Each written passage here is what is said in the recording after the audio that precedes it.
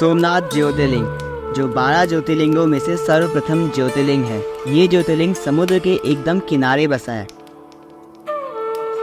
मंदिर के अंदर लगा है एक कंपास जो बताता है कि उस दिशा में अगर हम आगे बढ़ते हैं तो हम पहुंच जाएंगे एंटार्क्टिका। वो एरो बता रहा है कि यहाँ से अगर आप जाओगे तो कहीं भी आपको धरती का कोई भी छोर नहीं मिलेगा, दूर दूर तक सिर्फ और सिर्फ पानी मिलेगा। और यहाँ की लहरें देखो, वो बहुत प्यारी, बहुत प्यारी। तो इस वीडियो में ज्योतिर्लिंग के साथ हम देखेंगे राम मंदिर, जहाँ हम 108 बार राम का नाम भी लिखेंगे। और फिर देखेंगे त्रिवेणी संगम, जहाँ 2 नहीं 3 नदियों का संगम होता है। सूर्य मंदिर में भी दर्शन करेंगे और पांडव गुफा भी देखेंगे, जहाँ अंदर जाना बहुत टफ है।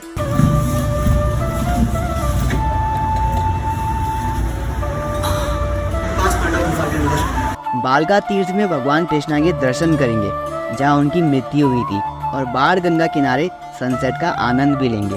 तो ये सब एक्सप्लोर करने एक सुबह मैं पहुंच गया सोमनाथ का नियरेस्ट रेलवे स्टेशन वेरावल। मैं इस समय पहुंच चुका हूं वेरावल जंक्शन पे। यहाँ से सोमनाथ ज्योतिर्लिंग के दर्शन करने जा रहा हूँ। सोमनाथ ज्योतिर्लिंग वो ज्योतिर्लिंग है जो 12 ज्योतिर्लिंगों में से पहले स्थान पे उसको रखा गया है। तो इस वीडियो में हम कवर करेंगे यहाँ के बाकी लोकल प्लेसेस, बाकी टेम्पल्स जो आपको अपनी इस यात्रा में मिस नहीं करने हैं। अभी प्लेटफॉर्म पे एक ट्रेन आ रही है। मैं ये प्लेटफॉर्म से ऊपर चढ़ चुका हूँ ब्रिज पे, और यहाँ से मैं उतर के जाना है उधर। जितने भी ऑटोज़ हैं सारे वहाँ लगे हुए हैं, वो हमको यहाँ से ले जाएंगे सोमनाथ। लाइन से लगे हुए हैं। तो यहाँ से उतर के या तो वहाँ बस भी है और साथ में ऑटो भी है। वेरावल से सोमनाथ सिर्फ 6 किलोमीटर दूर है, और इस दूरी को पूरा करने के लिए मैंने ले ली बस। सोमनाथ ट्रस्ट में रूम लेने के लिए ट्रस्ट की वेबसाइट से ही प्री बुकिंग करनी होती है। अब मुझे ऐसा पता नहीं था, इसलिए मुझे यहाँ रूम नहीं मिला। आप मेरी तरह इस गलती को ना करो, इसलिए मैंने सोमनाथ ट्रस्ट की वेबसाइट का लिंक डिस्क्रिप्शन बॉक्स में दिया है। वहाँ से आप प्री बुकिंग कर लो अपने रूम की, और उसके बाद ही इस ट्रिप पे आओ। लेकिन अगर आप प्री बुकिंग नहीं करते हो और यहाँ आकर के आपको रूम नहीं मिलता है सोमनाथ ट्रस्ट में, तो जिस रूम पे मैं रह रहा हूँ यहाँ के होटल की कॉन्टैक्ट डिटेल्स और ओनर का नाम मैंने नंबर डिस्क्रिप्शन बॉक्स में दे दिया है। ये रूम मुझे सिर्फ 500 का मिला है। जो सोमनाथ ट्रस्ट में है वहाँ कुछ 750 रुपये लगते हैं। अब यहाँ से जा रहा हूँ सोमनाथ ट्रस्ट की ओर। वहाँ रूम तो नहीं मिला, लेकिन वहाँ खाना तो मिल जाएगा। तो अपना नाश्ता पहले वहीं से करता हूँ, उसके बाद ही मंदिर जाऊँगा, क्योंकि अभी एनर्जी बिल्कुल नहीं है। अगर पेट में कुछ ढोकला या फिर कुछ फाफड़ा पहुँच जाएगा, जहाँ गुजराती डिश है, उसके बाद ही कुछ आगे देखेंगे। सोमनाथ ट्रस्ट का श्री लीलावती डाइनिंग हॉल में खाना बहुत सस्ता और अच्छा मिलता है, इसीलिए सुबह के नाश्ते के लिए भी यहाँ लाइन लगी हुई है। सोमनाथ ट्रस्ट में खाने के लिए कितनी लंबी लाइन लगी हुई है, बहुत लोग आए हुए हैं। और मुझे तो यहाँ मिल चुका है, ये है पोहा, और ये हम तो पराठा कहते हैं इसको, लेकिन ये लोग थेपला कहते हैं। थेपला और दही। इसके बाद फिर हम उसके ये खाने के बाद हम निकलेंगे मंदिर को। तो भीड़ देखो, यहाँ बहुत सारे लोग हैं। इस समय सुबह के बज रहे हैं 8:30। तो 35 रुपये का थेपला और 20 रुपये का पोहा और 20 रुपये का दूध या फिर चाय अगर लेते हो। तो ये सब नाश्ता करके अब मैं रेडी हूँ यहाँ से सोमनाथ ज्योतिर्लिंग के दर्शन करने के लिए। मेरे ठीक सामने ही अब सोमनाथ ज्योतिर्लिंग जो मंदिर है हमारा, वो सामने ही है। तो मंदिर में पहुँचने से पहले जय महादेव। एकदम हाईवे के किनारे हमको बोर्ड मिल रहा है, वे टू सोमनाथ टेम्पल। यहाँ से इधर को है, और यहाँ का एरिया देखो पहले आप। सामने एक मंदिर है, और जितने भी यहाँ पर साइड में दुकानें हैं, टेम्पू भी है। यहाँ से हम आगे बढ़ सकते हैं। जो ये चौक है हमारा, यहाँ से हमें अंदर जाना है। वो देखो अंदर की एरिया, उधर पूरी वो एरिया है। जहाँ को बोर्ड लगा था ना, उसके अपोजिट डायरेक्शन में है। बोर्ड अपोजिट लगाया हुआ था, मुझे लगा शायद उधर को है, लेकिन उधर को नहीं, उसके ठीक अपोजिट साइड को मंदिर है। तो अभी मैं सिक्योरिटी चेक में आने वाला हूँ, वहाँ सब चीज़ हमारा जमा हो जाएगा।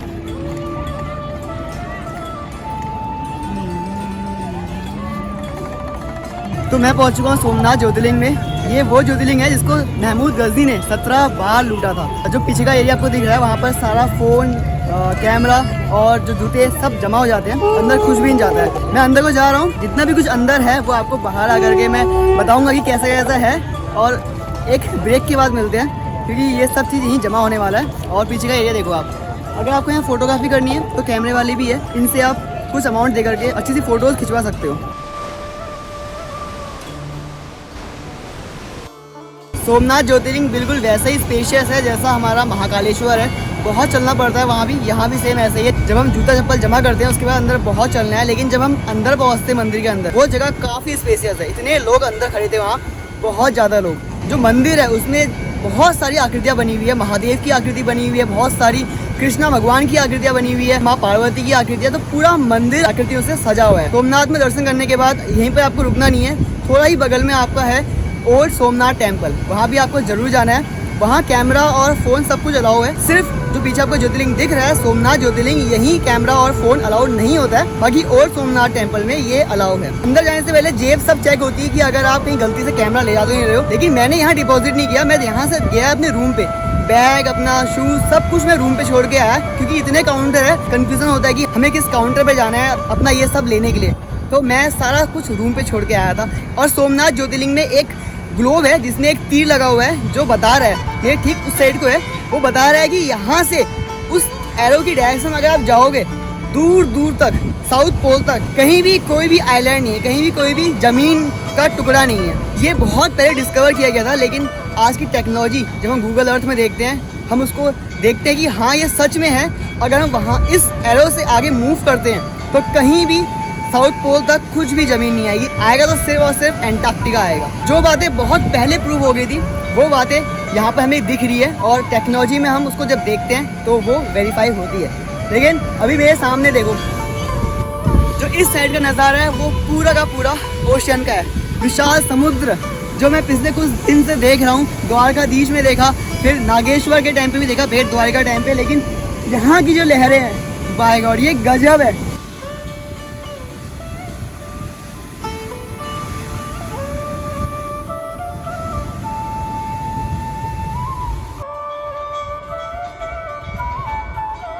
समुद्र किनारे हनुमान भगवान की एक बड़ी सी मूर्ति लगी हुई है, जिन्हें दूर से देखने पर लगता है कि हनुमान भगवान भी समुद्र में उठने वाली लहर को देखकर अपना टाइम पास कर रहे हैं। और जब बात प्रभु हनुमान की हो रही है तो चलिए दर्शन करते हैं श्री राम मंदिर में प्रभु श्री राम के, जो कि सोमनाथ से सिर्फ 1 किलोमीटर दूर है।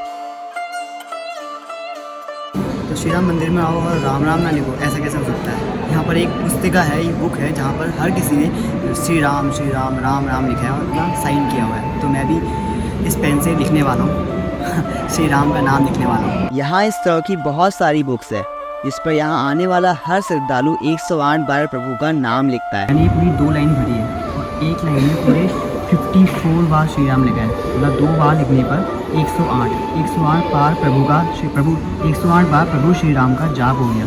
और यहाँ पर अपने साइन डाल दिए पिंकेश रावत। आई होप लिखते लिखते प्रभु श्री राम के कुछ गुण भी हमारे शरीर के अंदर है। श्री राम आइए लिखिए आप।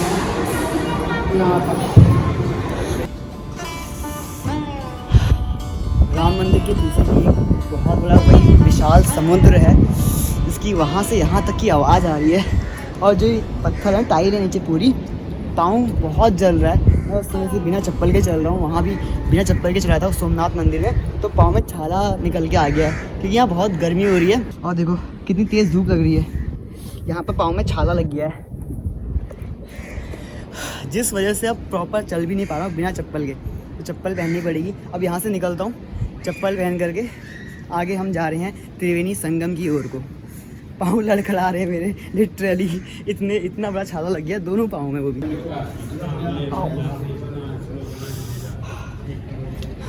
मंदिर से बाहर को तो आ गया हूँ, लेकिन यहाँ भी बहुत धूप आ रही है। अब यहाँ भी चलने में थोड़ा लड़खड़ाऊँगा मैं। चप्पल उधर सामने रखी हुई है मैंने, वहाँ तक पहुँचना है। टाइल और ये कुछ सफ़ेद पत्थर, संगमरमर का पत्थर लग रहा है मुझे, ये मुझे चलने ही नहीं देगा, बहुत पाँव जला रहा है। उधर रैक में रखी है चप्पल। यहाँ पर हमारे कृष्णा भगवान की मूर्ति भी है। तो कुछ इस तरह का व्यू है हमारे राम मंदिर का। राम मंदिर से कुछ ही आगे है त्रिवेणी संगम, जहाँ हिरण, कपिला और सरस्वती जैसी 3 नदियों का संगम होता है। यहाँ लोग नहाते भी हैं, लेकिन गर्मी बहुत थी, इसीलिए मैंने इन्हीं कपड़ों से डुबकी मार ली। इस गर्मी से निजात पाने के लिए अब मैं भी जा रहा हूँ इस पानी के अंदर।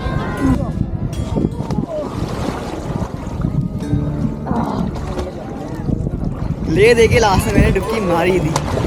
अब बहुत ही अच्छा फील आ रहा है डुबकी मारने के बाद। जो गर्मी लगी थी ना, अब कुछ गर्मी नहीं लग रही है। जो हवा गर्म चल रही थी अब वो ठंडी लग रही है। इस तट के किनारे लोग पिंडदान भी करते हैं। भगवान श्री कृष्णा का पिंडदान उनके बेटे अनिरुद्ध ने उसी तट के किनारे किया था। वाह।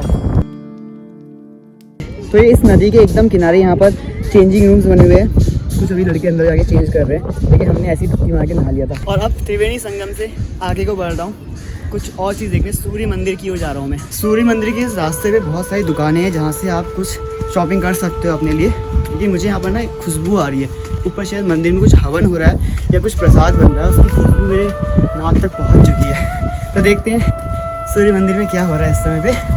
बस पहुँचने वाला हूँ, सीढ़ी चढ़ रहा हूँ। गुजरात के अंदर 108 सूर्य मंदिर थे, जिसमें से सारे के सारे विलुप्त हो गए और सिर्फ 3 ही सूर्य मंदिर बचे हैं। इसमें से हमने अभी एक सूर्य मंदिर में दर्शन करे और वहाँ पर चढ़ावा चढ़ाने के बाद एक धागा दिया है मुझे, इसको मैं अपनी कलाई में बांधूंगा। और अभी मैं कहाँ उतर रहा हूँ? अभी मैं उतर रहा हूँ सूर्य कुंड में। इस कुंड से मछली की स्मेल आ रही थी, मैं सोच रहा था ऐसा क्यों हो रहा है, लेकिन उधर एक मछली दिख रही है मुझे। मछलियाँ हैं इस कुंड के अंदर, शायद एक तो दिख गई है। मछली की स्मेल इसमें से इतनी तेज़ आ रही है।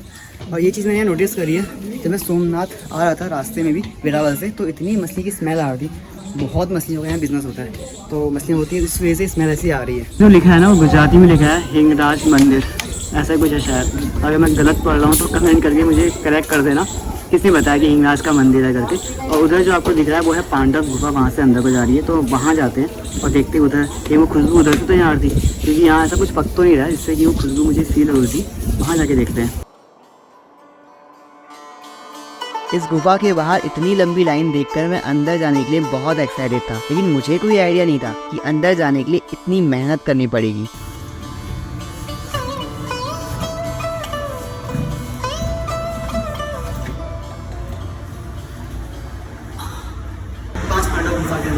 और एक बार अंदर आ गए तब पता चला कि अब अंदर ज़्यादा देर नहीं रहा जाएगा, क्योंकि ऑक्सीजन नहीं होने की वजह से दम घुट रहा है। पंडित जी ने बताया कि अपने गुप्तवास के टाइम पे 5 पांडव यहाँ रुके थे इस गुफा के अंदर। बहुत छोटी गुफा है ये, और उस समय हिंगलाज माता ने उनको दर्शन दिए थे और कौरवों से उनकी रक्षा करी थी। तो ऐसी जगह पे रहे थे वो। लोगों का दम घुट रहा था अंदर, मेरा खुद घुट गया था। बाहर जब आया तो तब थोड़ी ताज़ी हवा अंदर गई है, ऐसा लगा था कि अब सांस ही नहीं आ रही है अंदर।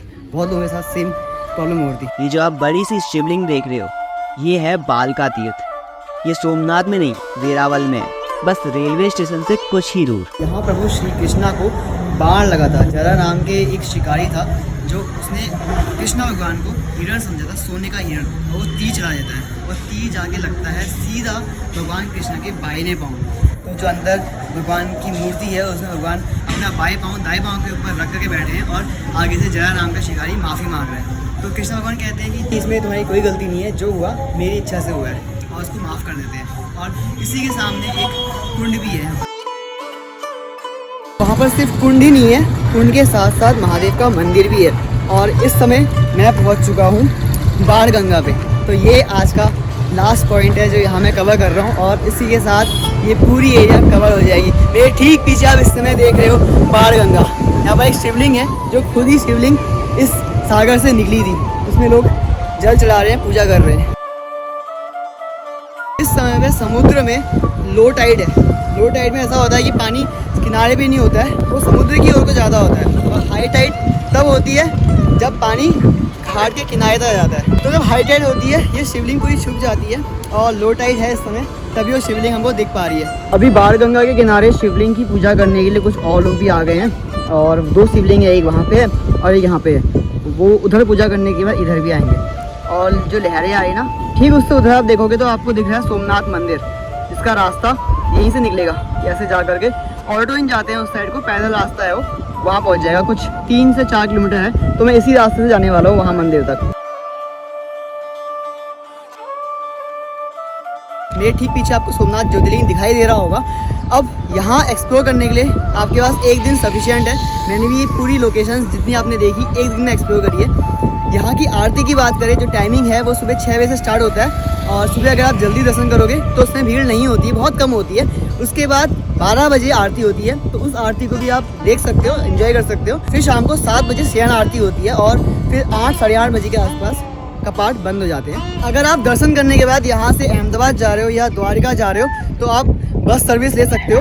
मैं भी बस सर्विस जो ले रहा हूँ यहाँ से अहमदाबाद जाने के लिए, उसका कॉन्टैक्ट डिटेल्स मैंने डिस्क्रिप्शन बॉक्स में डाल दिया है। तो आप उनसे कॉन्टैक्ट करके AC नॉन AC दोनों तरह की बसेस उसमें रहती है अवेलेबल उनके पास। तो गुजरात में जितनी भी चीज़ें मैंने एक्सप्लोर करी है, वो सारी वीडियोस लाइव है और 12 ज्योतिर्लिंग की 2 वीडियोस और अब लाइव हो चुकी है, और जो पूरी सीरीज है 12 ज्योतिर्लिंग की वो स्क्रीन पर है, उस पर क्लिक करिए और आपसे वही मिलते हैं।